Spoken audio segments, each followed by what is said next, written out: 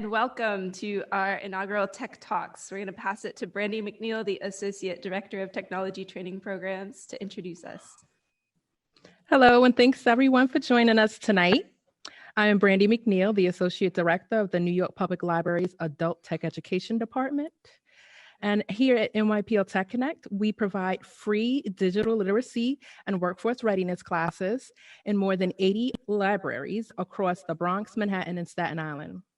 And the classes are for adults at all skill levels in topics such as Internet Basics, Advanced Excel, Python, JavaScript, graphic design, audio and video production, podcasting, and a bunch more.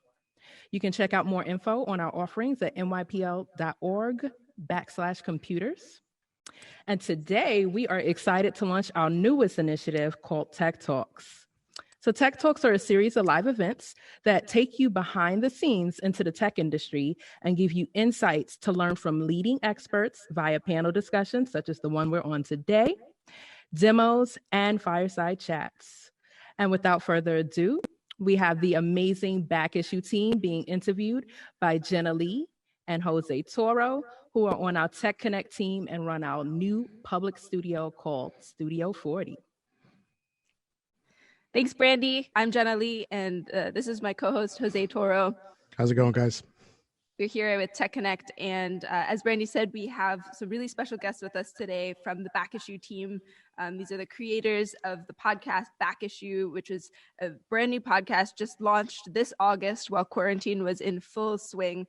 So we're very excited to hear about their process and how this beautiful podcast came into existence.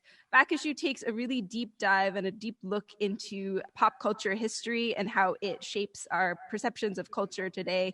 They are not afraid to peel back the dirty layers of what happened in the past in our collective memories and really dig into those topics. So we're very excited to have them. We have 4 wonderful guests with us today. We have Tracy, Clayton, Josh Gwynn, John Asante, and Emmanuel Hapsis, who play totally different roles on the podcasting team. And they come from really diverse media backgrounds. And so we're here to talk to them today about podcasting in quarantine, what it looks like to launch their show, and much more. The way that we're going to do this is going to be sort of in segments. The first half of this Tech Talk is going to be talking about how the podcast sort of came to be. And so we'll get stories about podcast production process and how that sort of works from beginning to end. We'll take a little interlude where we'll have our guests show us their equipment, their quarantine studio, if you will. And then the second half of this Tech Talk will go into the road they went through in terms of podcasting, audio storytelling, and working in the industry, and what advice they might have for our listeners and watchers who might be interested in starting their own podcast. If you have any questions throughout the panel, we will be finishing up with a Q&A session. We have our friend and colleague Pejin in the background, and he is going to be taking a look at the questions that you send in. So if you have any questions, there is a Q&A chat box that you can pop out and type in your questions for us, and we will go through them at the end of the panel. We will not be able to get to every single one of them, but we will hopefully make it through a good handful. So if you have any questions that come up throughout the panel, please feel free to type them in, and we will be responding to you later on tonight. Without more further ado, we want to share a little clip of the podcast Back Issue and then introduce our guests to you. Welcome to Back Issue, a weekly podcast that revisits formative moments in pop culture that we still think about. God, I love 1993. Can we go back? You got a time machine on you? Did you hear how she changed the inflection on birthday? That's when I almost closed my laptop. If I wanted to forget that video, I wouldn't be able to. Cheated because you had Jesse Jackson write your little rhyming line moment that you had. No one wants to go see a movie about perfect people with their perfect lives. Oh my gosh, slow hand? Who amongst us does not want a man with a slow hand? I know I do. Here today with us, we have Tracy, Clayton, Joshua Gwynn, and John Asante and Emmanuel Hapsis, who are the creators of the Back Issue podcast. They work together on a team with Pineapple Street Media. We'll give a little bit of a longer introduction. Tracy Clayton is the creator and host of Back Issue, and she's also the host of the Netflix podcast Strong Black Legend, which rose to prominence on BuzzFeed Audio's Another Round podcast, which has featured guests like Hillary Clinton and Issa Rae. and was voted Best Podcast in 2015 by iTunes, Slate, and The Atlantic. We also have Josh Gwynn, who is the creator and host of Back Issue and worked with Tracy on Strong Black Legends at Netflix, and has worked on podcasts and audio for the New York Times, Stitcher, Nike, and others. And he also teaches at the Independent Filmmakers Project in partnership with the Mayor's Office of Media and Entertainment, and he teaches podcasting and audio production there. We also have John Asante, the managing producer of Back Issue. He has worked on audio projects at Stitcher, WNYC Studios, and PR, with such projects as The Takeaway, Ask Me Another, Talk of the Nation, and some others. And Emmanuel Hapsis. He's one of the lead producers of Back Issue, and has made podcasts in the past for HBO, Netflix, NPR, and some other platforms. So welcome, everyone. Yes, Thanks for welcome. joining us. Thank you. Thank you. Thanks for having us. So let's get right into it with our first question. Let's look at a back issue of Back Issue, right? Take us back to the moment that you knew you needed to start this podcast, and where did it go from there? And that's directed at anybody that wants to take it first. I feel like Josh is better at this question. So if you don't mind, I'm gonna go ahead and pass the microphone.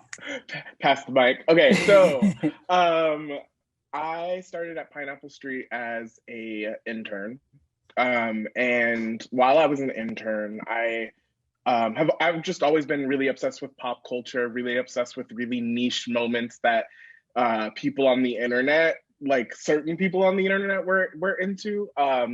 And I had this idea of wanting to have a show where we could deep dive into these moments that stick around, moments that we still quote to each other, moments that we have been the foundation of meme culture, and why they've stuck around.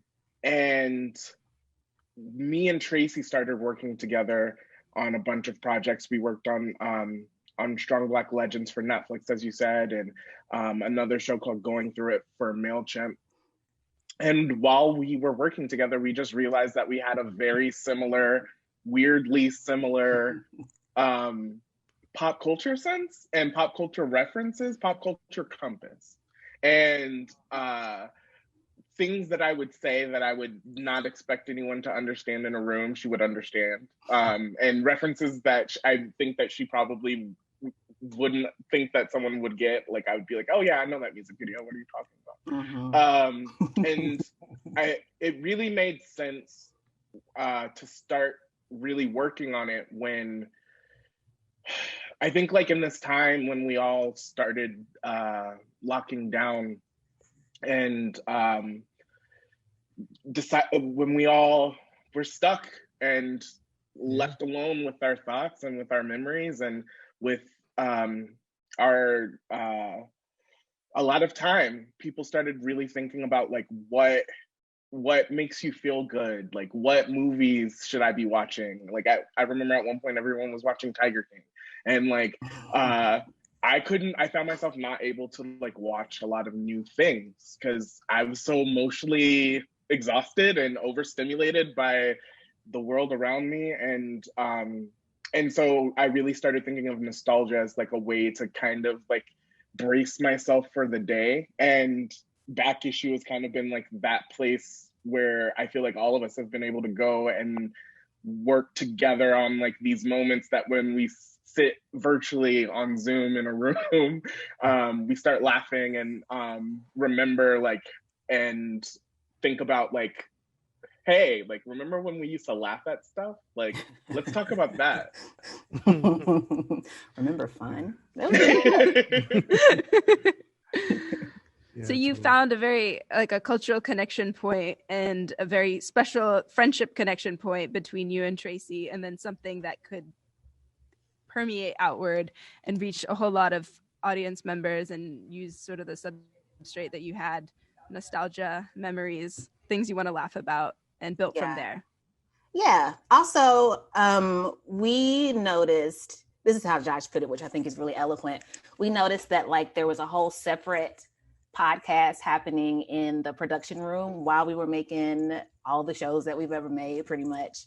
And it's just so easy when somebody else gets, like, the feeling when somebody else gets your sense of humor. So you don't have to explain your jokes all the time. You don't have to be like, oh no, I'm just kidding, just kidding. It's the same thing with weird, random pop culture. We actually bonded the first time years ago before we started working with each other over this random song called Chester the Molester. It's a lot. It had good intentions. It had good intentions. It was about like child welfare, I guess. Sure. Yeah, it was a different time. Yeah.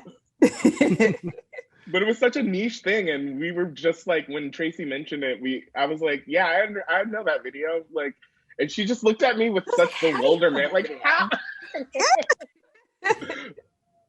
So yeah, I think that lends itself to less emotional work, I think, when you're making a podcast. And also, like, I feel like you just know when you have good conversations with someone, like we would spend so much time like outside of recordings, during recordings, talking about just like random stuff. And not just me and Josh, but like everybody, like we'll just go off on the most random tangent. And I think it's fascinating, but I tend to think that everything that I do and say is fascinating. So knowing that other people were tuned in as well, I was like, oh, okay. It's not just me this time. It's not a fever dream. Awesome. And then, all right, so building on this process, you figured out you were having these conversations that you cared about, everyone cared about and stuff. And so you come up with the show itself. What happened beyond just I have this beautiful idea, I have this dream, and then what happened to make it actually a podcast? Like, who did you have to talk to? What did the pitch look like? Who did you pitch it to? Did you wheel it around to lots of different parents and ask it to be adopted? What happened? So that's a very good question. So because I'm a producer at Pineapple Street Studios, it was a very easy, I wouldn't say it was a very easy, but it was a very natural thing to pitch it to Pineapple Street because that's where I work. And so as an intern, I pitched it, and everyone was like, yeah, that sounds cool. That's a really cool idea. And then a couple years later, I pitched it again. And usually with a pitch, what you'll have to do, you're either like back in the old days when people were in the same space, you would be in a room full of people and you had to like, give like a rundown, a 30-second rundown of like what the show is. And I said that it was like a deep dive into formative moments of pop culture and how they connect to the zeitgeist today. And you usually give like a sample of some episodes of like what you think like the episodes could be like. And one of the things that jumped out to me first was me and my sister used to love when we were sick to watch marathons of America's Next Top Model. And like when you look back at that show, it looks very different than when you watched it the first time.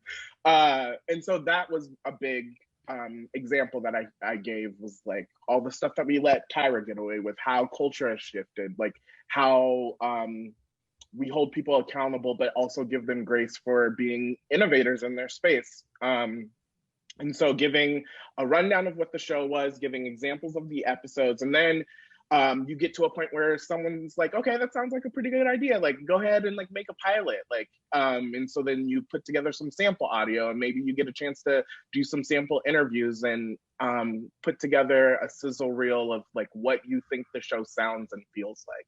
And you submit that, and then if people like it, then maybe they're like, okay, like get a season, like see what you can do.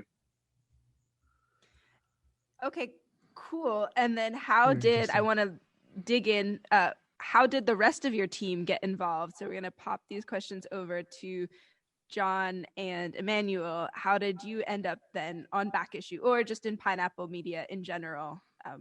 What do you all do? What do you all do there? Well, back last fall, I guess, I had just moved from San Francisco, and my first day at Pineapple, Jenna, the founder of Pineapple, was like, you need to meet Josh. we're going to walk over there right now. And so I walk over there and he's wearing a Selena Quintanilla shirt and I'm like already in. And then I look at his desk and he has a framed photo of Lauren Conrad from The Hills crying a single mascara tear. It's an iconic scene. And I was like, okay, this is happening. Like, I don't care if you don't want to be my friend. Like, we're going to be friends. This is happening. And then like a couple weeks later, he mentioned this idea he has had for a while about Back Issue. And I was like, okay, if that ever gets made, please, like, let me be a part of that. That would be great. At the time I was working on a show for HBO about Nazis. And then the following one was about a serial killer. So when this show came along, I was like, oh, thank God, some joy. Something light. Yeah. So that's how I got involved. Nice.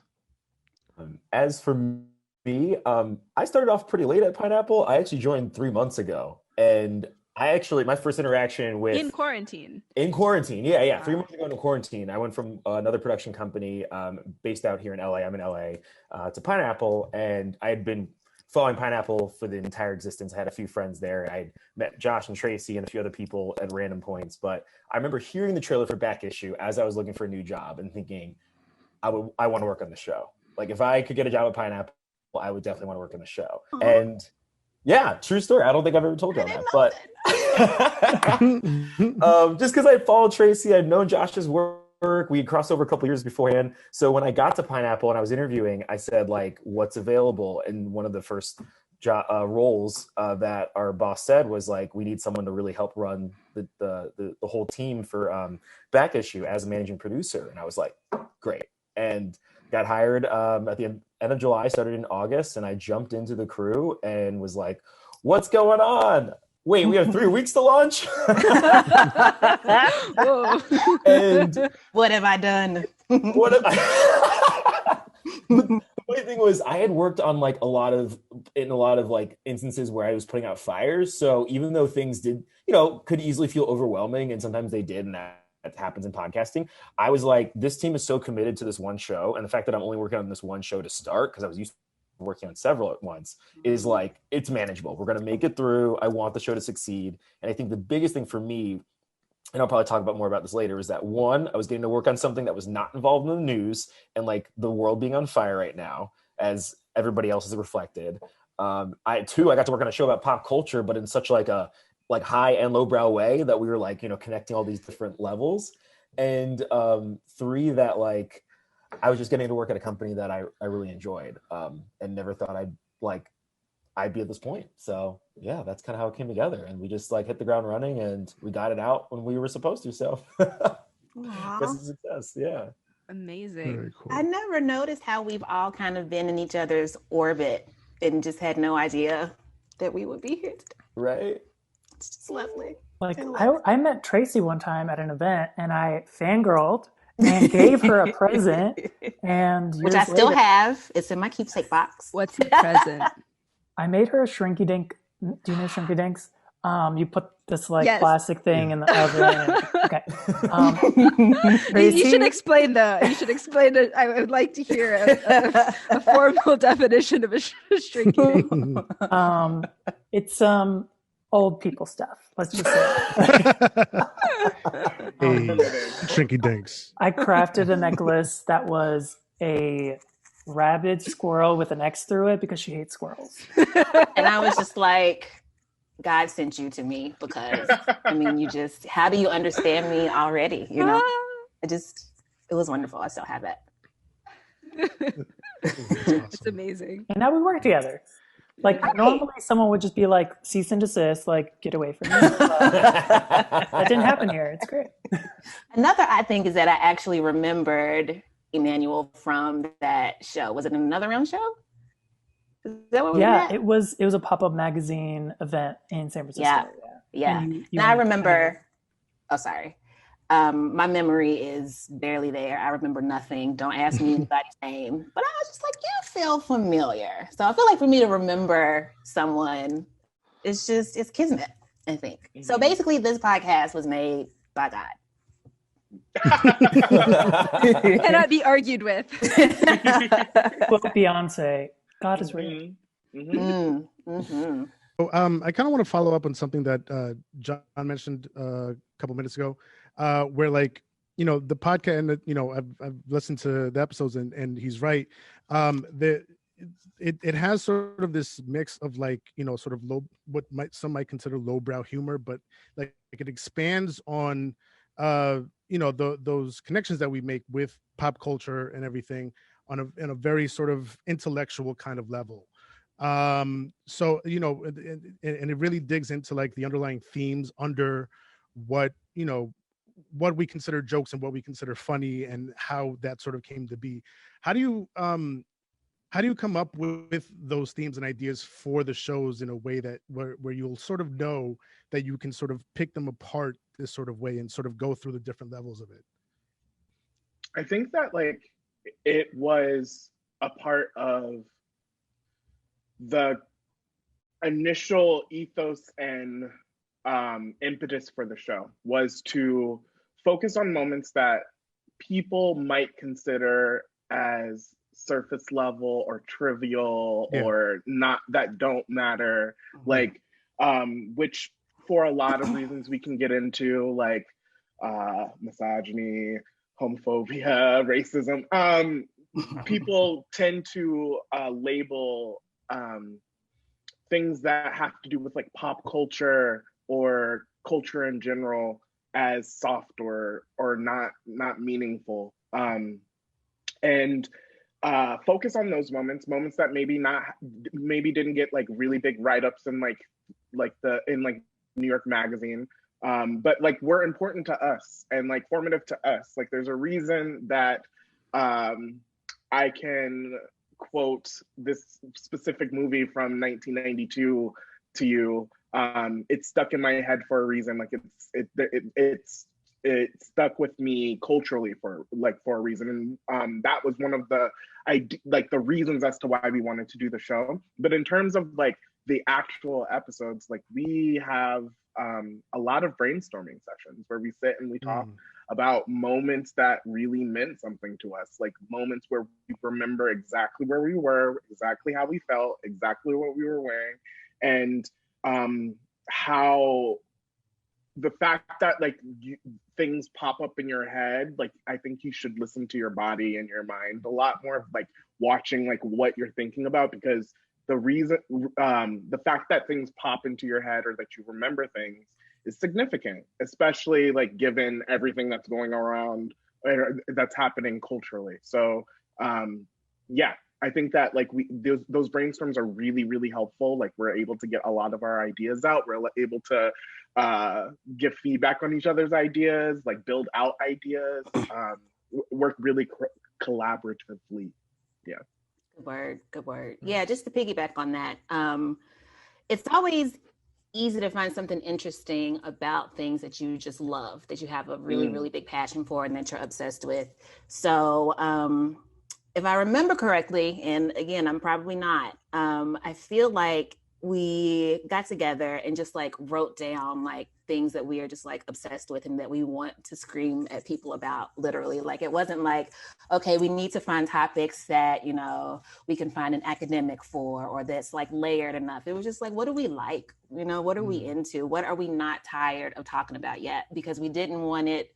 The way to get like really, I guess, forced content is to force it, And like, I feel like we all bring different things to the team. So there's always somebody to point out that, hey, and during this In Vogue situation, I think it's interesting that like, the lyrics say this, and then society, like whatever. And then Josh always has some SAT words about something. So I say that because I'm jealous, honestly. I know one SAT word and I can never use it. It just doesn't mean it's because which one is it? Mariah Carey song.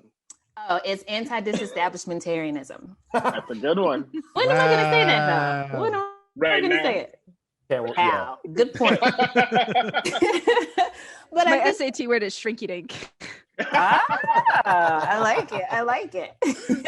But yeah, we definitely focused on fun. Like it should be fun, and like I don't want to understate that. Like it should be fun. Have fun. Because I mean, like, we all know what it's like to work a job that is not fun. You know, we've all listened to podcasts that just like make us feel bad. So, you know, the more fun that you have, the more fun your audience has. You know, like when Absolutely. they hear you laughing and cackling, you know, it's almost like you can see that person smiling. And that's what we want. We Yeah, and then it almost makes you feel like you're part of the conversation as well. You know, just listen. Yeah, for sure. So you get in a room, you sit down, and you brainstorm ideas. Oh, no, not right now. You get in a Zoom room. It never happened for you all. And you verbal typo. It's a verbal typo. Yeah, sorry. Zoom. Delete that from. Yeah. We get in there. Josh was like, "We are safe, okay?" Actually, have you ever all been in a room together at the same time because you are on different coasts together and you started in quarantine? No. Right. No. John, I don't even know where you live. I'm ashamed to say. You're in Georgia. Yeah. Where are you guys? North Carolina? Each one of you. LA. Wait, who? I'm in LA. Yeah. Okay. LA. Why did I think you were in Georgia? It's because that's where I'm from. So. Oh, so I was close. Yeah. It's okay. Yeah, it's my second home. You know, Thanks. I'm bi-coastal. Not really, but anyways. So I'm in LA. Tracy's in New York. Emmanuel's in New York, right? Okay, just making sure in case you didn't move. But Josh started in Brooklyn. He was in New York, but then moved back home to LA. A month ago now? Like yesterday. It was very recent. I don't know, child. I don't know. What is time? So, like early on in the season, he moved, and so also here's another thing: we have like 4 other coworkers who are in Central Time, or I guess Central and Eastern Time. So it's like a constant like I'm constantly doing like changing time zones in my head, and then when I tell people, they're like, well, "I'm sorry, what number did you say?" It's stressful. It gets stressful, but like we've never been in the same place at the same time, which is crazy. But so you were asking Jenna when we're in the room, the Zoom room, and the virtual chemistry clearly works over the Zoom waves, the internet waves. So you get in your virtual room together and you sit and you talk about these cultural moments and you throw out ideas. What happens next?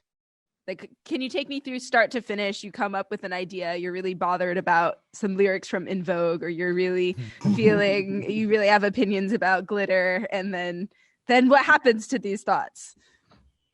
So let's make a podcast right now. Y'all game? Y'all ready? Okay. Let's do this, yeah. They always have the best games of their podcast, and now what happens?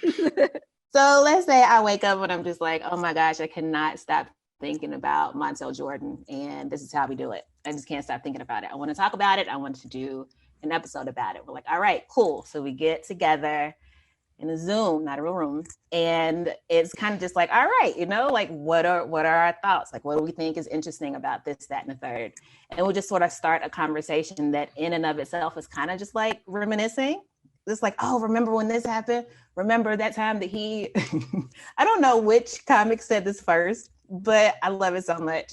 But like somebody could be like, oh, remember that time that he stopped the gangbangers from doing a drive-by? And this is how we do it. He saw black crime. Why don't we? You know? So there's all the gangbangers. They just forgot. Like how you just like walk up to a cookout, like, all right, let's get them. Wait a minute. And all of a sudden, this is how we do, and then you know what? Everybody got to. Right. So there's reminiscing, there's remembering, there's lots of laughing, and then structured stuff happens, which I am not the best at. This is when I kind of like, okay, y'all go. All right, we so build who's out a y'all lot of go? ideas, and then we then try to structure it, which is always an experience. And then we record. I'm sorry. Excuse me. I'm sorry. I happen to think that we could spend a little bit of time on the structuring because y'all are amazing at it. As somebody who, like, I've done a lot of like hosting, but not like creating a podcast from the ground up. My only experience has been Another Round.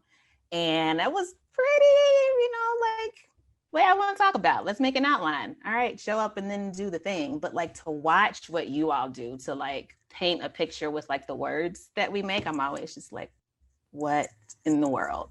So if someone would like to go. Yeah. What in the world? Josh, Let's you go. can do it, or I can do it too. I mean, Go ahead, John. Okay, so roughly the way our show goes is that we, even though it is one free-flowing conversation with an interview in there, usually in the second half of the show, there is an order to it. There is a structure. So we'll sometimes start out with like a cold open, and what that is really like setting the scene for the bigger part of the actual episode. And Josh and Tracy are so good at brainstorming like an idea and making it come into life. I'm trying to think of one. Like, Josh, what's like a recent one that we've done, just to give an idea? Oop, almost just gave one away for Monday, but yeah, I almost did too. I was like, Montel Jackson. We had. I'm forgetting now. What about the recreation of the interlude from Lauryn Hill, Miseducation? Oh, we had really good What is one. love? Yeah, Talking about That's love. a really good one. That's a good one. I love those interludes. Those are such good. That's such a formative album. Like everybody knows where they were the first time they heard the songs on that album. Everyone knows like how they felt when they heard those little kids talking about love. Like, yeah. And so, so when we were talking about, like, for example, with that episode, we were talking about the different ways that TV and film have lied to us in terms of like what love is and like what it's going to be like. And so we sit and we think about like what is a good way to kind of like summarize this, but also like give the listener the experience of what made us think of this in the first place. Like, can we put them in our shoes and have them experience what we experienced in some sort of way? Right. And also to grab their attention. You know, this is the thing I noticed about Josh when we were doing Strong Black Legends is just like the creativity of just like random ideas, you know, like there could be like, I could say something like, you know what, I really love paper clips and I lost my favorite one. And Josh would be like, ooh, what if we did an ad for a fake true crime podcast about who stole Tracy's paper clip? And I mean, I barely have boundaries and standards. So I'm always like, yes, like my answer is usually like, okay, if I think I'm going to be terrible at it, I mean, okay, let's do it anyway. And so I think it's also that creative energy that helps with the cold opens because they're really, really cute. Totally. But it's also what you're talking about, Tracy. Like I think that there's like a level of trust because of the fact that it feels as though all of us speak the same language and come from the like same sort of place in terms of understanding these moments and understanding how important they are. That like you can walk into a room and you can say, I think Glitter is a great movie and has an amazing soundtrack and not feel self-conscious. Even though I am judging. But like that level of trust is really important when you're working with a team on structuring these sorts of ideas, because sometimes it can kind of feel kind of vulnerable to like throw things out like that. Yeah. Oh my God, that's such a good point. I just realized that. Like I'm actually really, really not confident in my ideas usually. So like in other groups and circles, I'll have an idea, but then I'll kind of walk it back when I say it. Like, what if we do this? Then I don't know. Could be silly. But here I'm just like, I can blurt out the most ridiculous thing and I wouldn't die. You know? That's really important. Good. Totally. There's a lot of comfort in like just throwing out those ideas and then transferring them to the outline that I've never experienced anywhere else. And to clarify, just because I feel like we might end up using some like lingo, some like audio lingo that you may not know, and I don't want to assume that you know, but like when we say cold open, we're referring to it in the same sense that TV does a cold open, where it doesn't show you like the title screen and being like, this is the show. Like The Office is like, I think, a good example where you always see some random thing that somehow relates to the rest of the show. Yeah, you're just dropped into a scene. Exactly. Yeah, we just and from there we have what we call a bumper, or what we like to be called Bumper Robinson, and that's the intro to our show. It's this like awesome montage of different people saying all these different catchphrases from pop culture, and then that's when Josh and Tracy introduce the show. They kind of give like essentially the theme, the thesis statement of the show. They tell you what's up. We do a quick montage, couple clips that reflect the episode. and then we go into it. And the way I guess generally the show is split up typically is that there's like a part 1 and a part 2. Part 1 is Josh and Tracy giving a bit of background info on the topic we're going into. So for instance, like for the Blue Eyed Soul episode that we did back in September, that was basically talking about like what is the genre of Blue Eyed Soul, like who are the artists involved in it, and within that segment they'll also play like a game. There was an awesome game in this episode trying to create situations. We actually like got a few people, matched their voices, and we're like, we had some background to it. We're basically like, can you tell the race of this person based on the way they sound? And we know that like that is not a fair assessment, but that's the thing with Blue Eyed Soul. You have all these white artists sounding like Black soul artists, and so that ended up being like a really funny thing where they created like a studio, like a laboratory. Indeed. Which is absolutely real. Oh, it exists. It does. Just like the room that you all sit down in and talk about. Exactly. Right. And it was just such a great way of illustrating like really what people talk about or think about when they're listening to Blue Eyed Soul music. At least we did. But from there, we like Josh and Tracy are also usually within that segment giving like their favorite moments of a genre or a scene or a phenomenon. And then they'll give like a whole, like a sort of honorable mentions kind of thing, where they'll jot off like a bunch of different memories. And this is where we usually break up that part with a lot of different clips from film and TV and music. And I think that's what keeps the pacing of the show really going. And we can talk more about how we even fit those in, because to me, it's just like magical almost.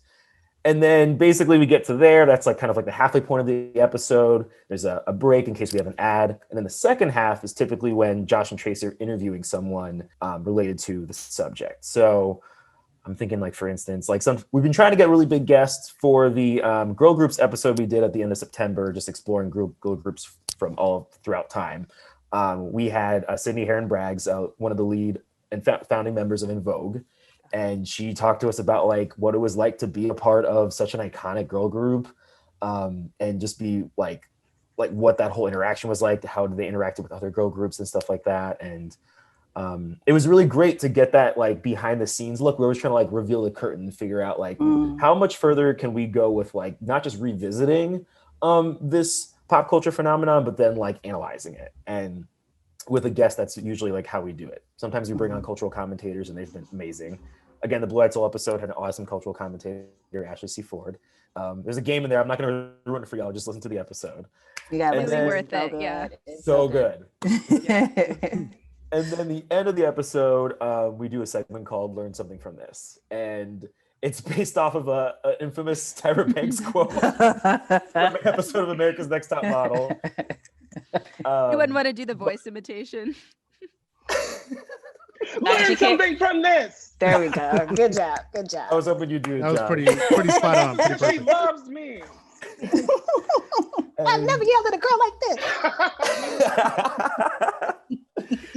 And from there, this is where really Josh and Tracy get like really, I think it's really where like the highbrow part really kind of like accentuates like itself. And there's like a full analysis of like, what did we learn by going back 20, 30 years in time to revisit this pop culture like phenomenon or genre or what have you.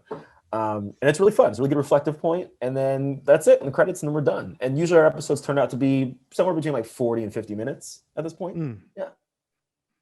That was an amazing synopsis. Thank you. Yeah, thank you for that. No problem. Very detailed and concise. Yeah. Can I fangirl over my coworkers really quick? Another thing that happens during these sessions is, so I am not a producer officially. Like I can't cut tape. I can't, I don't know half of the producer lingo. I'm always like, wait, what's that mean? What does it mean? So I'm learning a lot. And a thing that I have yet to grasp, I think I did it once. I think I did this once, but the most amazing thing to me is like, we've been talking about things that are important. We've been throwing out potential guests. And then there comes a time where we try to think about like the flow of the episode. And like, that's actually a thing that I don't know if, I'm not throwing no shade on nobody, I'm not. But I do wonder if a lot of shows think about that, because it was Heaven that taught me, like, you should think about like the energy of like this section. If you've got a section that's like really, really funny, but then like the guest is talking about like the death of somebody, like it's jarring for the listeners. And so something that I love to watch Emmanuel and Josh do is sort of just like visualize what it'll look like, even though it's a thing that we listen to. Like Josh would just be like, okay, so I'm seeing cold open, like Masterpiece Theater, and then we talk to so-and-so, then there's a game, and then we do learn from this, and then we land on this thing. And I'm just like, how did you just do that? How? Like, it's amazing. And it's amazing to be thoughtful about those things, firstly, and then to just like watch a producer brain in action. It's just, it's really neat. Yeah, I was hoping Emmanuel or John, either one or both, could take us through the production process of it, like in post and how you, what software you used. Give us an idea as to what that looks like. Emmanuel, do you want to start? Yeah. So one of the reasons why Josh and I are sane right now is because we have wonderful APs who do a first pass on things. So after recording, we hand it off to them. What's an AP? I'm sorry. It is an associate producer. Okay. I knew that. Okay, thank you. Sorry. Yeah. But not all of us knew that, so thank you. I didn't. No, I was literally asking for me. I had no idea. Yeah. And if you could also explain what a first pass, what does that entail? Yeah, so a first pass, it changes depending on what team you're on, but for us, it's very much just taking out anything that we can't use. If it's like we have a history in our recording sessions of like getting a little off topic, being like talking about something else that should not be in the episode, and we're like, wait, that should be its own episode, and then we talk about that some. So that person would take that part out. Also take out maybe some likes as well, and any parts that just don't seem to fit the theme and the overall story, or like, to go to Tracy's point, visualization of the episode that we want to make. And so by the time Josh and I receive it, it's just like all of the available content that could be used to like mold the episode or the story we want to tell. And then from there, we are smoothing things out, shaping the narrative, adding clips, scoring, which Josh is great at. Sometimes using audio filters. John mentioned that game that we played where we masked people's voices, like a witness protection program thing. So like sometimes filter going on. Yeah, so that's all happening. And then we all rejoin as a group for a group listen. And everyone is invited to give their opinions about the momentum and where maybe their attention is lagging a little bit, or what parts they love and want to keep for sure. And we all just talk as a family. And then either Josh or I go back in and make some adjustments and tweaks. And then from there, it like goes into the atmosphere, and it's a little baby that's born. And then we have to do it all over again. Or I guess we get to do it again. And like 2 or 3 days after that, we're like, okay, next. Yeah, what's the turnaround time for these? Like the gestation period for the baby? That's a good question. I was thinking about that and literally had to write it out, because we are at this point constantly working on 3 episodes at once in different areas. Wow. And so it's a lot. It's a lot going on. I do like a lot of the planning of our meetings and recordings. And so I would say on average, we're working on an episode, like focus on an episode for about 2 weeks. Although like the ideas themselves have been around for several weeks or months, like there's a point at which like I say 2 weeks before an episode, I'm like, okay, we typically have our brainstorm meetings on Tuesdays, where they're about an hour long, sometimes longer, because we love chatting and cracking jokes. They're really fun. I mean, like this is kind of like how our meetings are. Best meetings I've ever had in any job. And then we do an outline build, like we talked about. That's a separate session. We typically try to do them separate so we can synthesize all the information and then come back to it fresh.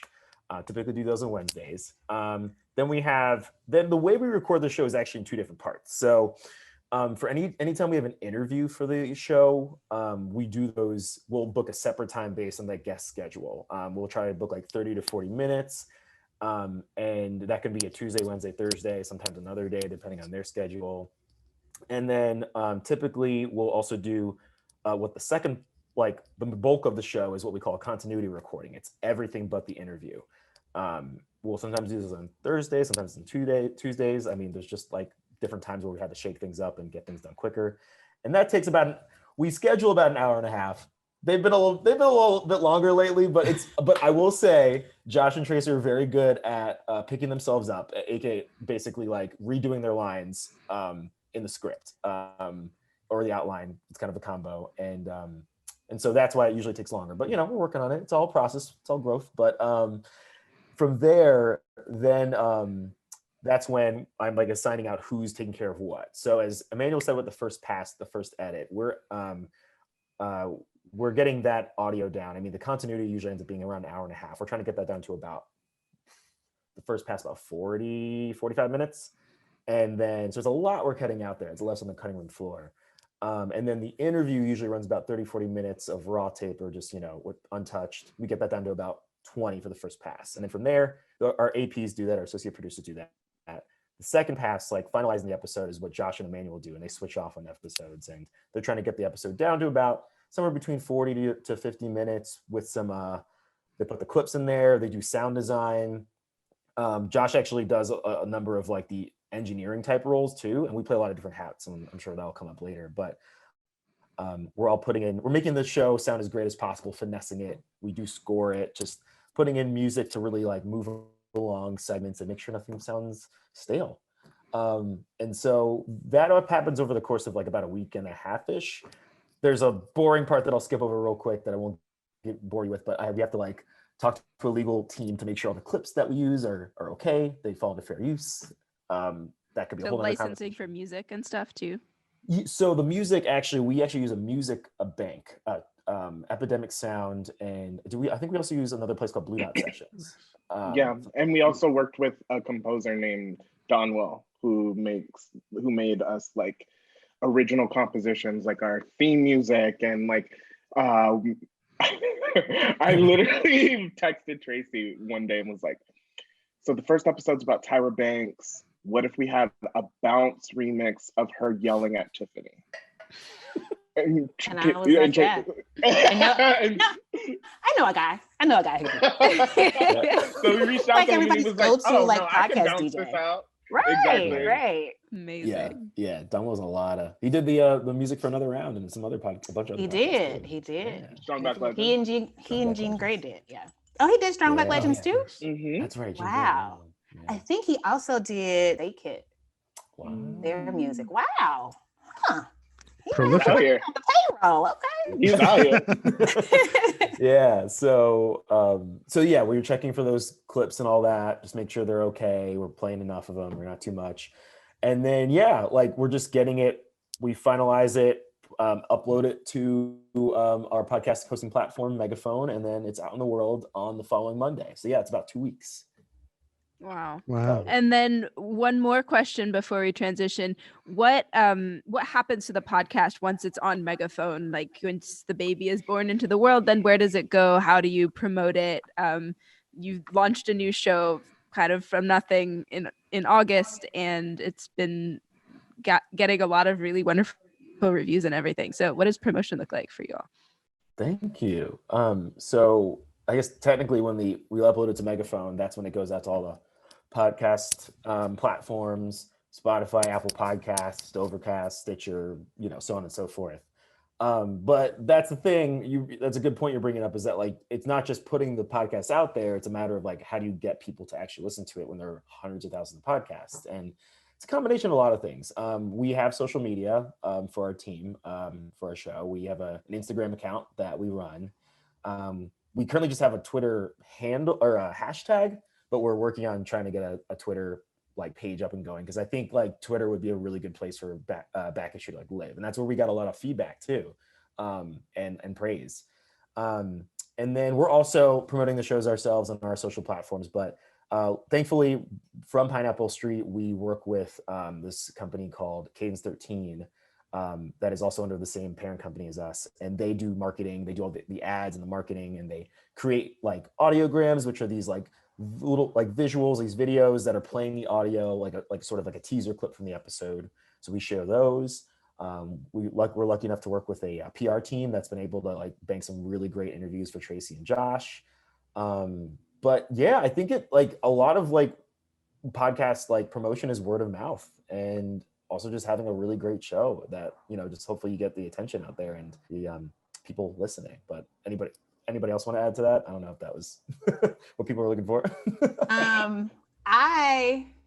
This is honestly like the first time I've experienced how you promote a show with a company, because the first podcast that I made Another Round didn't have all the things that I'm now learning companies usually have for their podcast. So I was completely blown away by the fact that, like, wait, there's a PR team that thinks about how to tell people about a podcast? What is this? You know, like you reach out to like they asked us for a list of other shows that we would like to be interviewed on. And I'm just like, interviews? Oh my gosh, this is so fancy, you know? So there is a lot that goes into promoting a show that, I don't know. I won't say that we take it for granted, because I can't say that for everybody, but I know that I definitely will not ever take it for granted again, because like John said, like word of mouth is still like the best way to get your podcast in front of someone. And Another Round was able to do that without adequate promotion. But it's a trip. It really is a trip. Like when a company really, really believes in a show and wants it to succeed, you can tell. You know, you can tell by the extra time that they put in it to get this podcast out in front of other people. And in terms Speaking of promotion, our Instagram is at Back Issue Podcast. Our hashtag is Back Issue Podcast. I like to put that little book emoji afterwards because it's really cute. But just so that you can follow along with the conversation. Yeah. Nice. And if you go to the Instagram, like when we launched, we had this Beyonce game filter where you could take a selfie and then it would give you a word, and you had to sing a line from a Beyonce song using that word. And then it said Back Issue, and it was like, what is Back Issue? Oh, it's a new podcast. If they made this, I'll probably like it. So I feel like it is word of mouth, but that can be in many forms. Sometimes a Beyonce filter, sometimes a tournament bracket for girl groups, because sports fans have all the fun. Like, we deserve. Yeah. Amazing. We want to transition a little bit, and we have our little interlude. It's more towards the end of our time, but we wanted to take actually a look into your quarantine studios. We're calling them the Quarantine Studios. Corn Studios. Yeah. The portmanteau word there. And so we sent over some photos. Actually, we were originally thinking of doing it like Blair Witch Hunt style, like you carry your camera. But we're just gonna show some photos. The weirdest episode of Cribs ever. So this is where the magic happens. It's the closet. This is what this looks like. Josh, this is your space. Yeah, that is mine. Your closet. That's my closet. My dad helped me arrange it. He is great. And so basically what we use is a recorder, a Zoom, where which is it's weird because I'm like pointing at the screen. A Zoom, which is next to the books. In the middle of the picture. The books is what I stack my computer on, and so that it's level. The Zoom is what takes in the sound. You put the SD card in that. It's connected to a mic activator called a cloud lifter that you plug into. You plug the Zoom into power. You use battery, and then that's connected with an XLR cable to a Shure microphone that's on a boom. So that way all of the cables are not touching and it's not staticky, and you get the clearest sound that you can in the closet. I have a question. When you say boom, is that the thing that the microphone is on? Yeah, the arm that the microphone is on, the black thing. Got it. Yeah. Got it. See, I don't know nothing. Just think, what's that? I'm coming for those jacket stuff. It's a nice jacket. Oh yeah. I love that jacket. We're imagining that these jackets are doing some sound insulation work. I mean, I hope so, child. Like, I did a bunch of like when I moved, I had to do some test recordings because when we started, I was in Brooklyn, and I lived in a 1-bedroom apartment, and my closet was not this big, and so I had a desk that was halfway in the closet and doors around me and a blanket over me, and a lot of people record a lot of tracking for radio and for podcasting with a Zoom and a mic, and they put themselves under a blanket and call it a day, and the sound sounds great. But when I moved into this room, the acoustics changed, and so I had to figure out how many jackets and long sleeve shirts from the 90s did I need to put into this closet in order to dampen the echo a little bit. Are all the shirts specifically from the 90s? Is that why the sound? I was going to say, does that affect? Yeah, it's got to be. I like to think that it brings the ethos of the show into the space, into the room. It feels present. I can hear the shirts. I can. They're loud.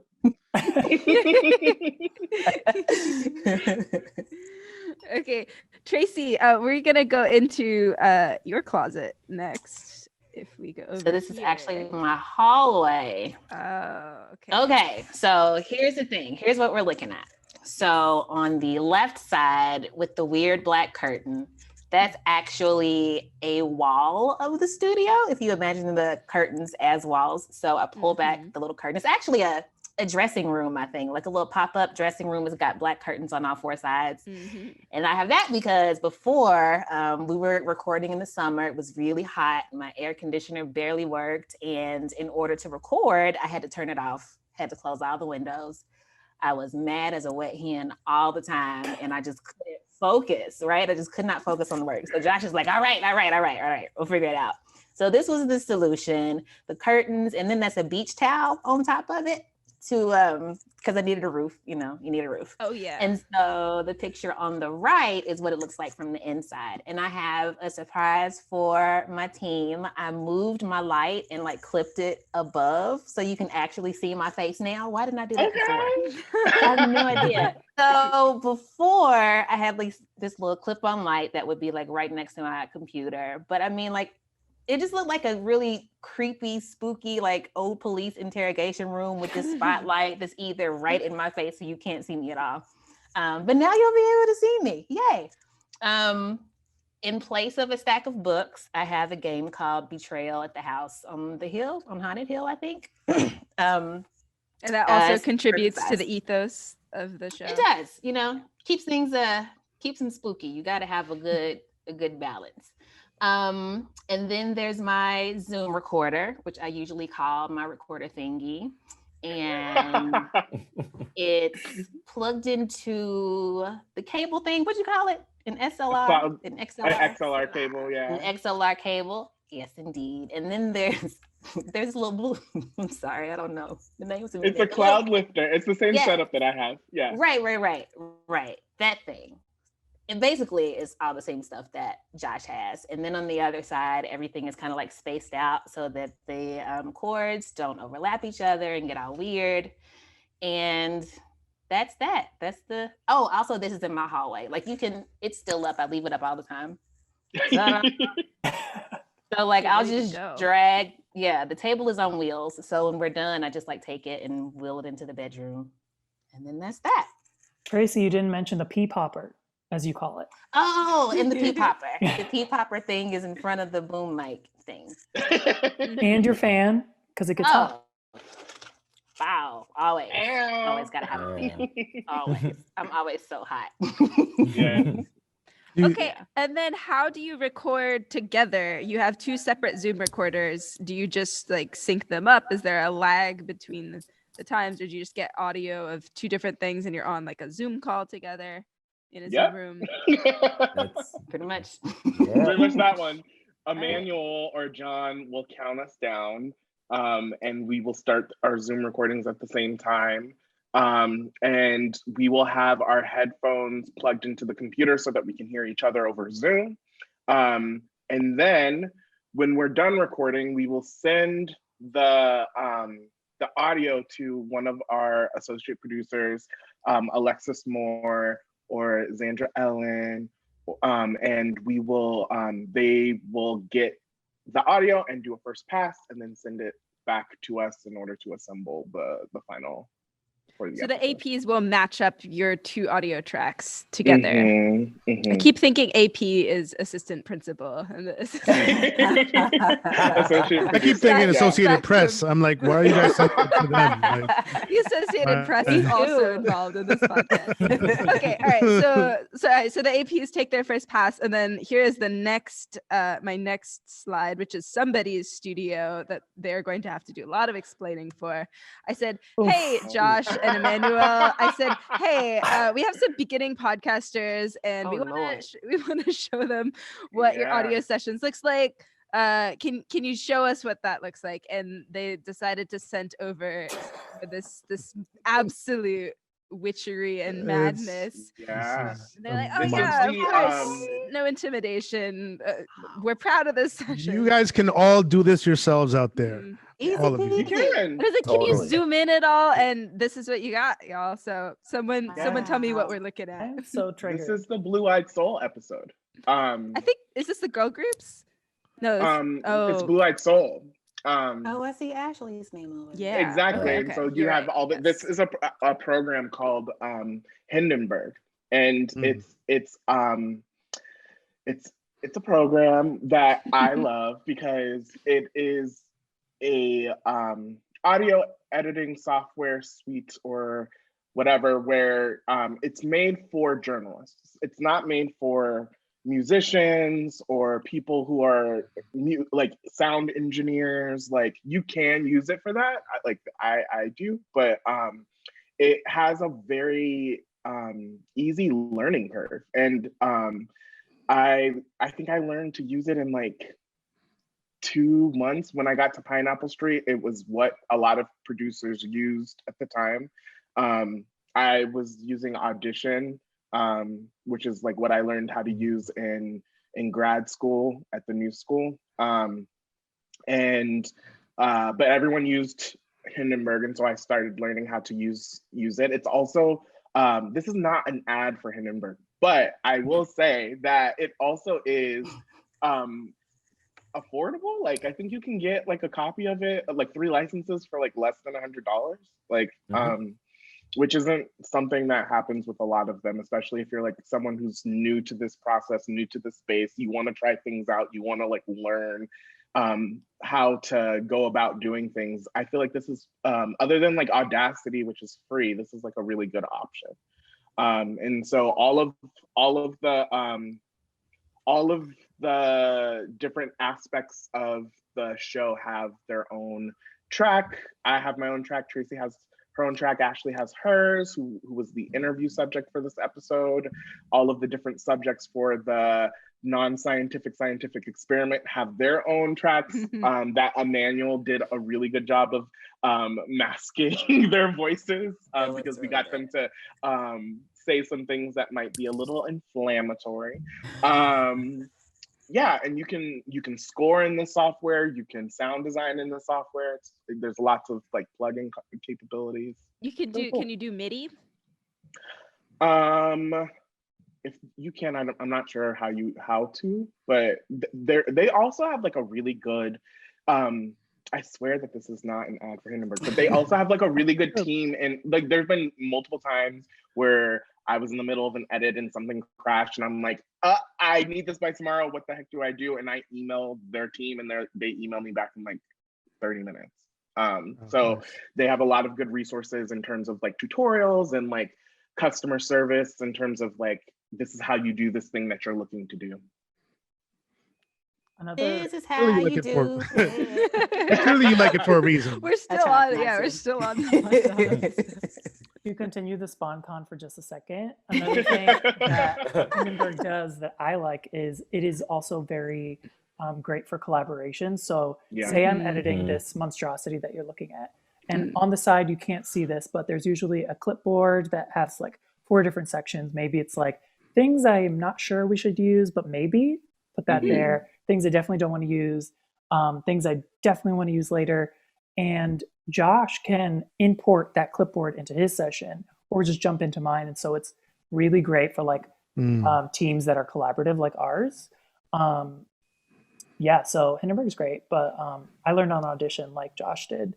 And the great thing about Audition is you can create custom shortcuts. So like you can just create your own crazy system that works for you. And Hindenburg doesn't have as much of that going on. It's more like, this is how you do it. Again, Montel Jordan. And yeah, of course, there's Pro Tools, which a lot of people in the podcast world use. Pro Tools is a little bit scarier for a beginner, I would say, but it's completely doable, and it has a lot of bells and whistles if you're into like getting into the sound and manipulating things and being in it deeper. But Hindenburg is great for beginners, and again, not an ad, but $95 for the lowest thing you can do. So yeah, ad over. Yes, I deserve something for that. Yeah, really. Ad is over, and thank you all, for sharing your quarantine studios. Absolutely. This is your commercial break, and we'll be resuming the rest of the podcast. This is how you do it. Yes, we're gonna owe royalties after this panel. Oh no! Oh man! Sorry, our bosses did get Montel Jordan to sing for the launch of Back Issue via Cameo. When we launched, it was really funny. It was great. It was great.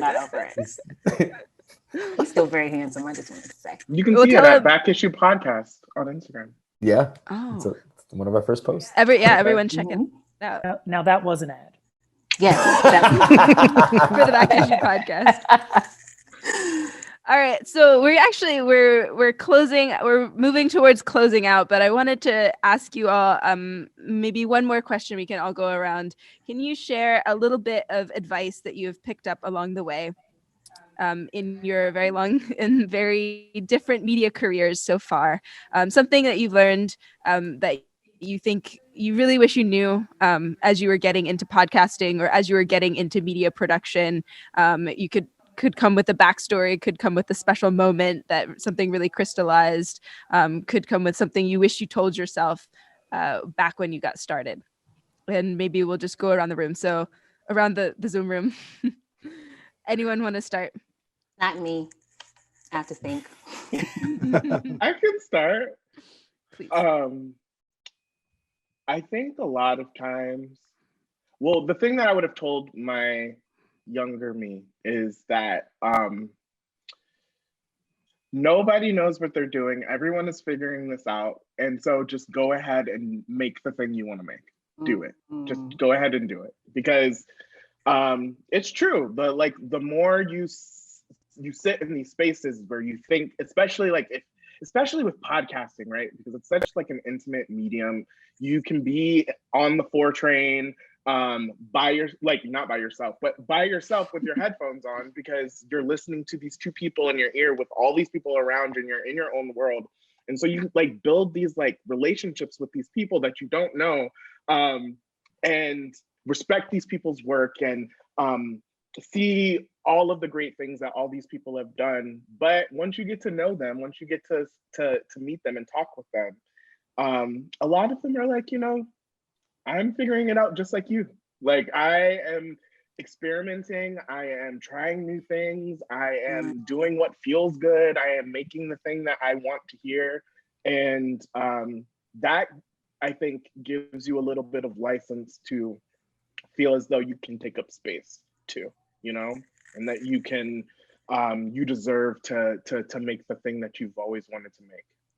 Because no one else can hear what's in your head until you show them. Oh my God, it was beautiful. That was also, that's good, just like life advice in general. It's like nobody knows, nobody has it all figured out beyond just podcasting. Yeah. Right. Yeah. Oh. I'll go next. A couple things. I totally agree with Josh on just like making the thing, putting it out there as much as you belabor over it. And I have to tell myself that a lot too. You're only going to get better by doing it a lot. But another thing I wish I would have known sooner that I'm trying to do better at is having an accountability buddy or team to like really keep me like focused on what I'm trying to actually accomplish. Even if it's something that I know, like a podcast project that I know is going to take like months to make, or it might feel like work and I'm like, oh, I'm laboring over it because my whole job is podcasting. It's like, it really helps to have someone just check in and be like, hey, how you doing? Like, do you need any help with anything? Do you want me to listen to something? And also it kind of puts that fire under you to just like get the thing done. It's so easy to sit on your idea or even start a podcast and then not go back to it. And that happens to a lot of people, and it's easy to feel that shame, but like, also it's okay to put down like an idea if it's not working out. Maybe you return to it later.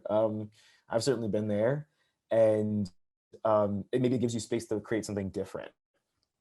And then also like, don't be afraid to like reach out for help, asking for help, whether that be a podcaster that you follow, that you're really into. I feel like the amazing thing about the podcast community is that it's so collaborative, and for the most part, it does feel very like positive. And I think we all want to see each other do well. And yeah, there's the Apple podcast charts, and there's like, promotion here and there, but like there's so many other podcasts that go overlooked or underseen or underheard that there's still space for things to be done and for people to collaborate in different ways, like getting doing an episode swap with a different team, or a promo swap with another podcast works, or even just asking them different tips on like, hey, how did you make your episode sound this way, or how did you get that guest? Don't be afraid to just reach out and say hello. The worst thing that someone could say is no, and then if they didn't say no, then they probably weren't worth talking to anyhow. So yeah. This is all so good. Tracy, you need more time? Because I can go if you need. Okay, you go ahead. You go ahead. I just want to make sure. No, just go ahead. You're a great closer, so this works out. Yeah, kind of going off of what Josh was saying, like, if you don't see yourself reflected in the podcast world, like, be that change, because someone else is probably thinking the same thing. And so like you can be that person. And like Another Round was a show that was that for a lot of people. Mm-hmm. And hopefully this show was doing that for someone as well. And you can do it too. Never underestimate the power of a YouTube tutorial. I learned so many things on YouTube. Mm-hmm. And like, you don't need a fancy degree. You don't need, a diploma or whatever. You can teach yourself. And also like, again, like what Josh was saying, like a lot of people are faking it. A lot of people out here being mediocre. So like, sorry. Don't apologize for telling the truth. Okay. Truth and shame the devil. Sorry guys, I'm a Scorpio rising. But also like when you're starting to make something, and if you're new to this whole thing, like I wish I could go back to my younger self and say like, cut that negative self-talk. Like you're new at this. Of course, you're going to mess up a few times, but you're learning and you're putting yourself out there. And that's such a big thing. And so like thinking of it as like, if you're speaking to a friend, like if your friend has a new idea and they're excited about it, would you say that's trash? You could have done it better. Like you're not going to talk like that to your friend, and we should treat ourselves as if we're our own best friend, because we're stuck with ourselves no matter what. So be your own cheerleader and be your own Gail to your own Oprah. Yes. And that's where I'll leave it. It was so good. I have to go after that. Jesus. You can do that. I think. Okay. Emmanuel says I can do it, then I can do it. But I think what I would say has been touched on by everybody so far. And I would tell myself that taking care of yourself is part of your job. Like, if you want to do a good job, that job can only be as good as you are, like mentally. Like, are you getting enough rest, Joshua? Are you? I'm always stressed out over you sleeping. I'm always just like, did you slept? Have you slept at some point? Yeah. But making sure that like you eat so that your brain is working well. A lesson that I actually just learned like a couple weeks ago. So don't feel bad if you didn't know that. But, when things are not going well for you, when you're too tired, when you're overworked, when you don't have the resources that you need to do your job, when you just find yourself stuck in a rut and you don't know what to do and you're feeling like you let everybody down and you're bad at your job and nobody cares because nobody's giving you the things that you're asking for, like all of that can make you resent whatever job it is that you're doing, you know? And I think that one of the reasons that Another Round and Back Issue worked so well is because I finally grew into a space where I feel okay asking for what I need. I'm not great at it. But I feel okay doing it because I know what it's like to do a job where like all of your needs are met, you know, like where you like your coworkers and your coworkers are empathetic and your coworkers, you can be vulnerable with them. And I've been in a similar situation where I just wasn't taking care of myself as much. And even though everything else was like on point for the most part and good, I was still struggling. I was still really, really struggling. And I think that we're just so used to like the rise and grind culture, you know, like you're supposed to be like up, you're supposed to be moving and working all the time. And if you sit down and rest and take a nap, then you're lazy because you're not being productive. And if you're not being productive, you're not making money. And if you're not making money, then what good are you, you know? So I would say, you know, take care of yourself. You are as important as that audio file that you're sending after you record. And honestly, if you keel over and die, then you can't make any more podcasts, you know, like you have to secure your own safety and livelihood first. And it's okay to do that. It's okay to do that. Capitalism punishes you for it. But honestly, the better you feel, the better your content's going to be. And the truest life words from all four of you. Thank you all so much. Of course. That was amazing. Yeah. We want to open up the floor for the last 10 minutes to our audience members who are some new podcasters. Some of them have been coming to the classes we have here at the New York Public Library to ask about podcasting and are very excited to hear from you. So there are two ways that you can ask questions, and I see some have already come in through the Q&A chat box, which we'll be going through with our colleague Pejin, who's been looking at them and sending some over. And if you are interested in asking a question via speech, you can also do that by raising your hand. And if we get any hand raises, you'll be able to join and ask a question, pose your question through speech. So there's a little hand button if you're viewing the Zoom broadcast, you can raise your hand and we can call on you because just to be clear, it's a virtual raise your hand because we can't see any of you guys. Yeah, no Zoom room. We're not assistant principals. Like, yeah, but we'll be able to hear you. So if you want to say something through voice, you can as well. So let's pull up some of these questions. Yeah, let's do that. Yeah, we have some really interesting ones. I saw somebody raise their hand. If you raised your hand and you want to ask a question, go ahead and do it again because I don't see the hand up anymore. It disappeared. I'm going to ask our first question. Okay, go ahead. And so let's see. We have a question.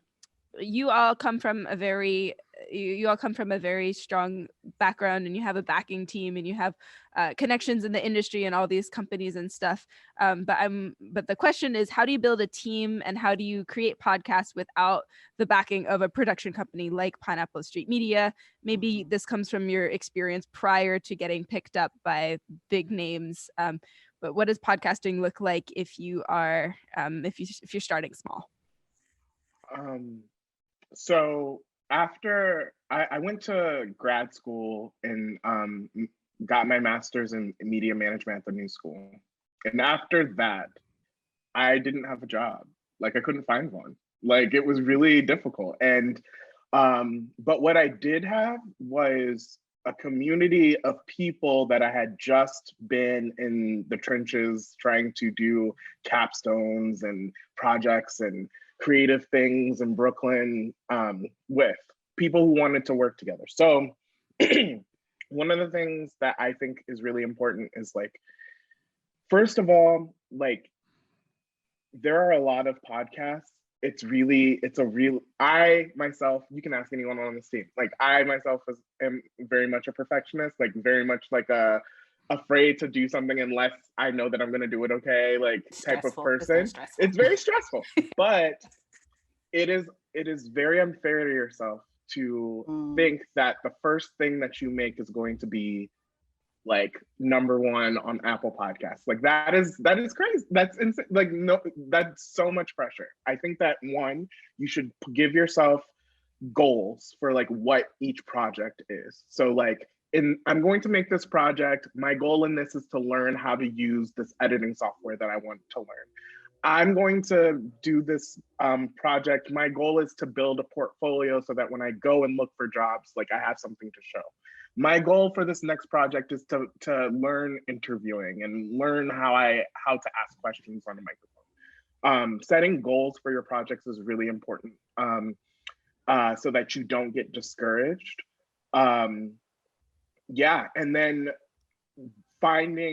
networking across instead of sending cold emails to random businesses is really, really helpful. Find people that are in the same space as you, that are trying to get to the same place that you're trying to get to. Like, I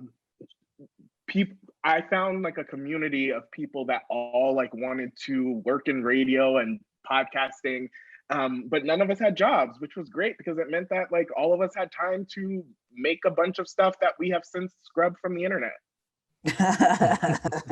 You know? Speaking of scrubbing things from the internet, I used to have, I'm not going to mention the name at all, but me and a good friend of mine had a podcast before I even heard of what, wait. This might have been like before another round, before I moved and everything. It was because I was living in my apartment back home on 4th Street. Okay, so me and a good friend of mine were like, we want to make a podcast. How do we do that? We didn't know anything about anything. And so we had a friend named Donnie who is a photojournalist. He's like really into like editing video. And so we were like, if you can edit video, you can probably edit audio, right? I don't know if he could or not, but he did it. He undertook it, you know? And I mean, it was us in like this plastic microphone. We had no plans. We didn't write anything out. We just did it. We just tried it. And the experience of starting by yourself is so different than the experience of starting when you've got a company behind you. It's really, really intimidating. Since my very, very first podcast did not take off, it didn't do great.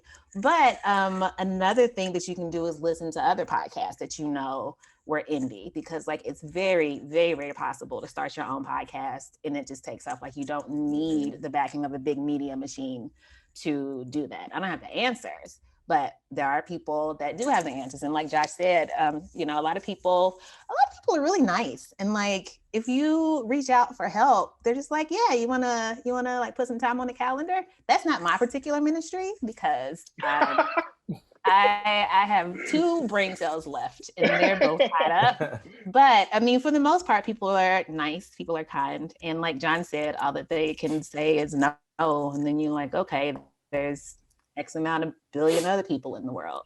But just don't be intimidated by the flash and the glamour, because what means the most is the content. You know, it's what's inside the box and not the wrapper. So like, don't devalue your work or your voice or your shot at doing the thing that you want to do.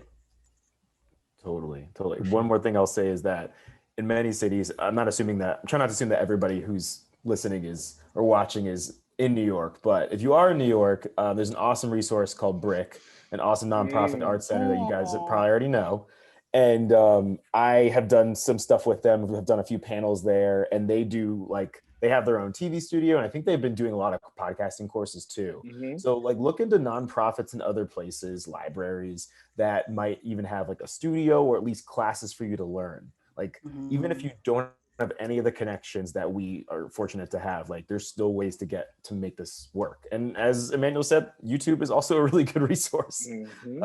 Yeah, we're here also to butt in with a very commercial break, but here at the New York Public Library, that's what we do as well. We do all sorts of free classes in audio production, media production, podcasting, and we're sort of rolling them out bit by bit. I don't know if everyone's we haven't been able to open up because because of quarantine, but we actually just built a public recording studio here at our Midtown location in the public library, and it's hands-on equipment experience, equipment classes for awesome. podcasting, for you to get your hands on the stuff and learn how things work. And we'll be doing some series-based classes and creating a community space and sort of a creative hub here in Midtown Manhattan for people to learn all sorts of media production.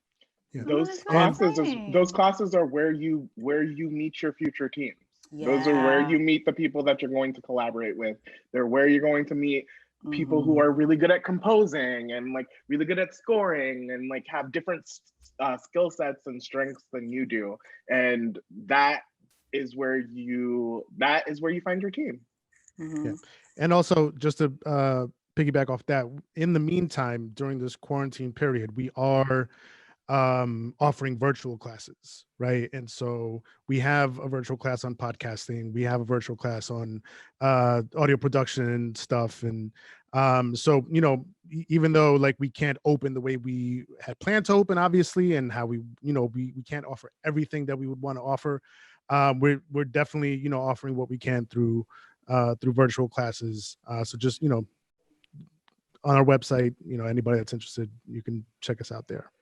Yeah, this event was actually, we were hoping to do it live so people could meet in person and have this experience together, but it ended up being a virtual event, which is lucky for us because we have our bi-coastal guests, but it's also, I mean, we're holding our breaths quite literally for the day when when we could all show up in person and talk about media and audio together. Jenna, what do you think? Do we have time for one more question or two? Yeah, okay, we'll take maybe two more questions and then we'll say goodnight to our friend. Well, I guess good afternoon to our West Coast friends. a long evening ahead of you. All right. I have one here that's pretty, I feel like it'll be a pretty straightforward answer. How do you send such large files? Because, you know, obviously, you know, you're recording for a lengthy amount of time. Those audio files are pretty heavy. So how do you manage that sort of stuff? Wetransfer.com is what I use. Transfer, there we go. That's a very helpful tool. Yeah, I find Dropbox, like I downloaded the app and stuff, and I just didn't find it very user-friendly. Wetransfer, you can just go, you can send one file without having to have an account. If you don't have commitment issues like I do, I don't have an account, but it's there, it's free, and so far it works. Yep. So there you go. Wetransfer. And we have like a cloud service that we use. I don't even know what it's called, but it's like so that all of our audio files and working sessions live in one place and we can access it from wherever we are. Nice. Yeah. Y'all got a cloud situation? I didn't know that. Do I work here? How'd I get here? Tracy's learning so much during this. I really am. I really am. Kind of this is always like. I'm always like, what are you talking about? What is that? What's that?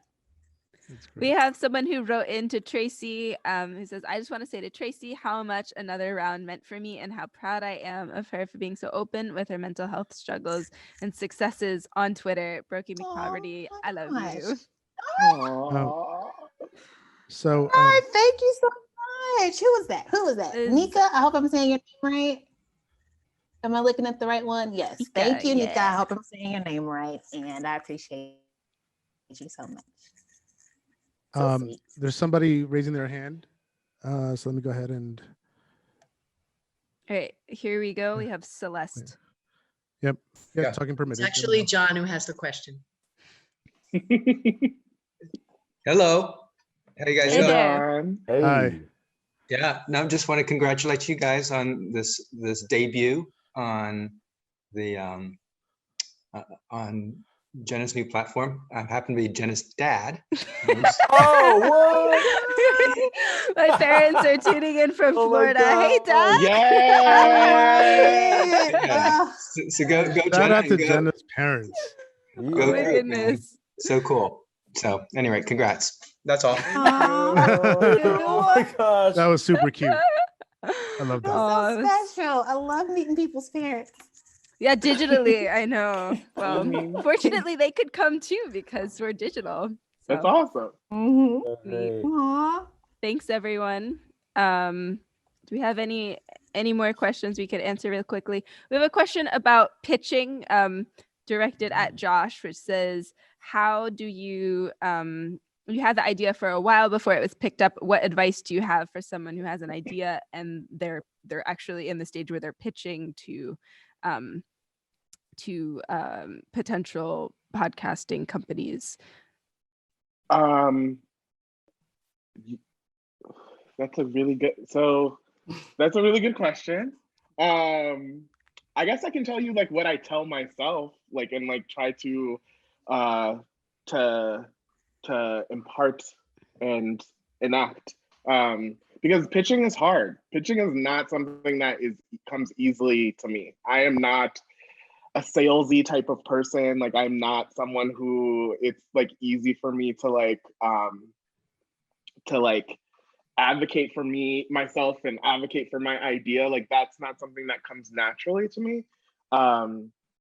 So I have to make sure that it's something that, one, I'm really excited about, because if I'm really excited about it, then that comes across when I'm talking about the pitch. But that's not all that's needed. Like, you need to make sure that you understand all of the different aspects that go into the pitch and like what you're actually like saying that you want to do. Like, if you're doing a longer form narrative show that has like, it's more formed like a documentary, like then you need to know like what characters you really want to follow. If you want to do a show that's like more interview based, you really need to know like the angle at which you're like attacking these interviews and like what you want to say and like what example episodes could be. And the more detailed and thorough your pitch is, the better chance you have at like convincing someone that you're serious and that like you're good at, like you're able to deliver what you're saying that you're going to be able to.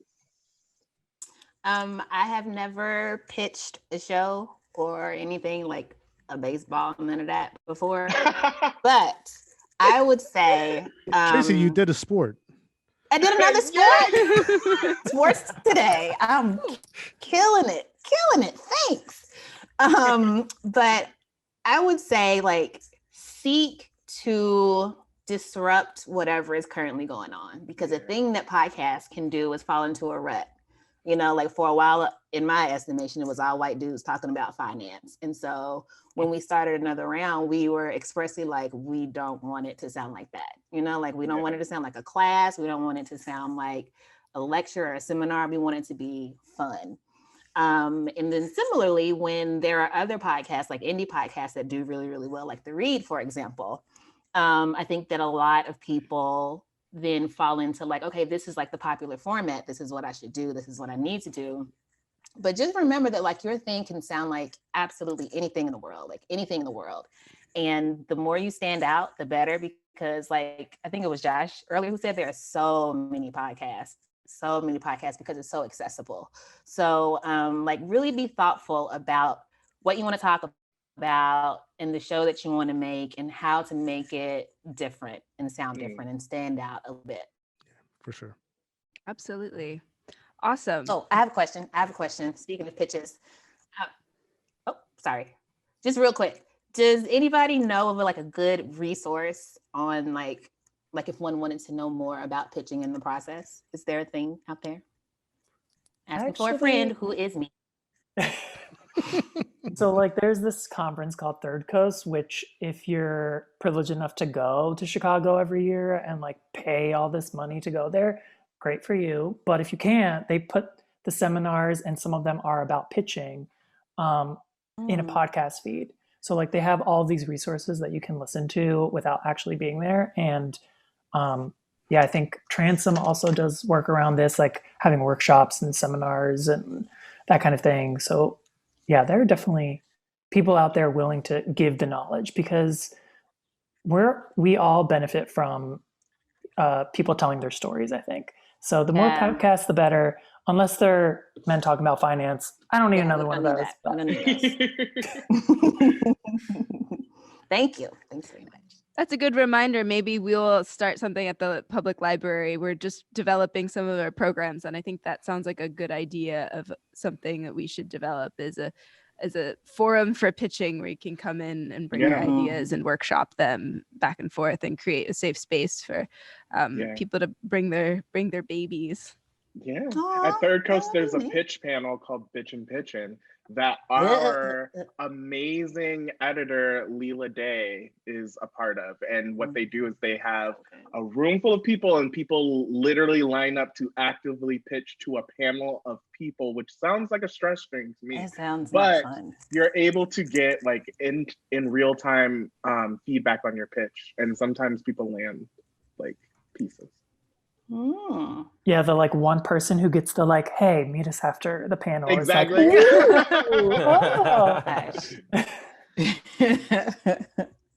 Well, wow. Thank you for sharing all of these wonderful resources and for all of the thoughts and advice and process breakdowns that you all have done today. We are very, very appreciative to be able to pick your brains in this session. So thank you all for joining us.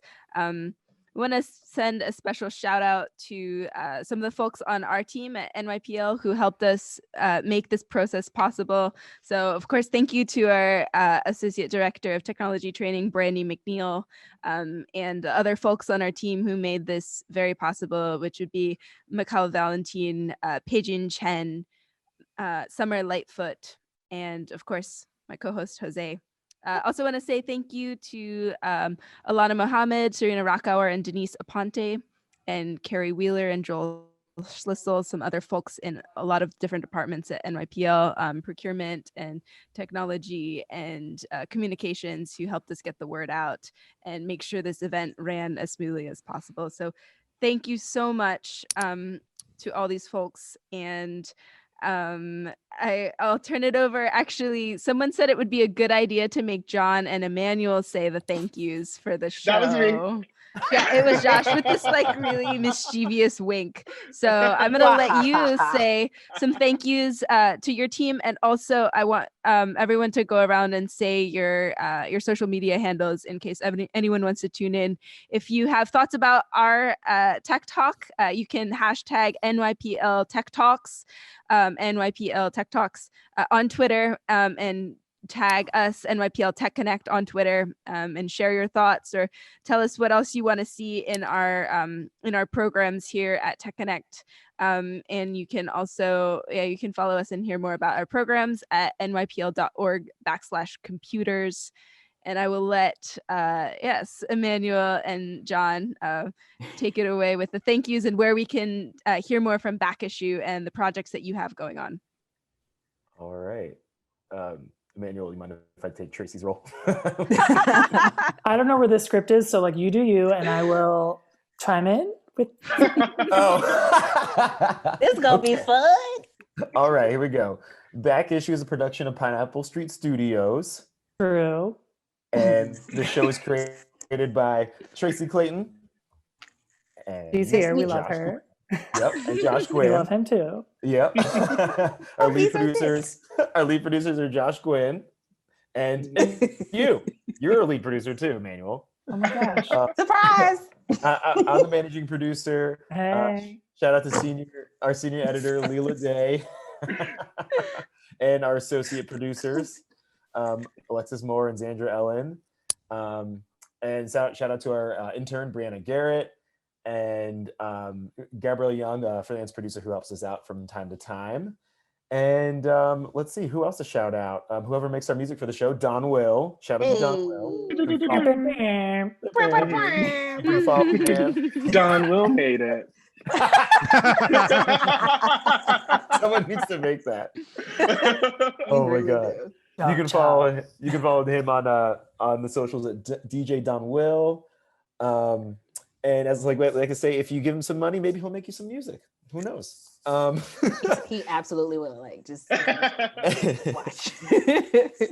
And then I guess we're gonna shout out our socials here. You can find me on Twitter at JKB Asante, ASANTE, and on Instagram at the John Asante, THE John Asante. I'll turn it over to you, Emmanuel.